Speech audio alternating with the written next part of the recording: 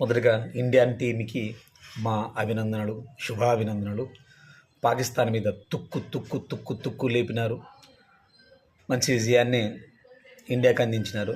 పేరు పేరున ప్రతి ఒక్క క్రికెటర్కి మా తరపున అభినందనలు తెలియజేస్తూ ఉన్నాం. అలాగే ఈ పాకిస్తాన్ బిడ్డలకి, అదే క్రికెట్ బిడ్డలకి, క్రికెటర్లకి ఓ చిన్న విన్నపమే చేద్దాం. యాజ్ ఏ ఇండియన్ ముస్లింగా ఓ చిన్న విన్నపం చేస్తుంది. అదేంటంటే, రే आप क्रिकेट को लव करो या तुम्हारे देश को लव करो, लेकिन बदमाशी से భారత్ కు ద్వేష్ నా కరో. కాబట్టి మీరు ఎప్పుడు సక్సెస్ కాలేరు.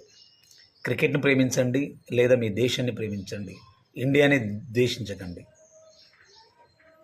ఇదే మీ సీక్రెట్. మీరు విజయం అందుకుంటారా భారతదేశం మీద? అది అసంభవం, అసాధ్యం, అది జరగని పని.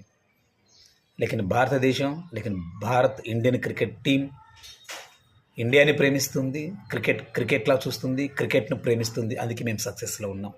మేము ఏ దేశం మీద ద్వేషంతో లేం, దేశాన్ని పెంచుకోం. దేశం మాకు అవసరం లేదు.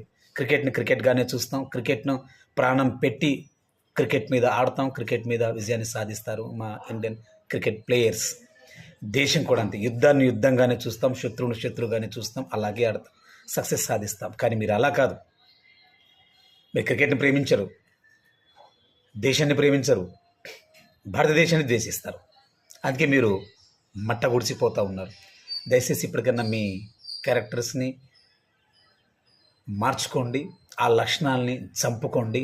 దేశం పట్ల, క్రికెట్ పట్ల నిబద్ధతతో మీరు ఉంటే సక్సెస్ సాధించడానికి అప్పుడు అవకాశం ఉండడానికి అవకాశం ఉంది. So my great India, my great Indian cricket team పేరు పేరున ప్రతి క్రికెటర్కి, ఇండియన్ ముస్లిం అందరు ఎప్పుడు సలాములు చేస్తూనే ఉంటారు. వారి భుజాల మీద మన ఇండియన్ క్రికెట్ టీంని ఎత్తుకొని ప్రౌడ్గా, పొగరుగా, పౌరుషంగా ఫీల్ అవుతూనే ఉంటారు.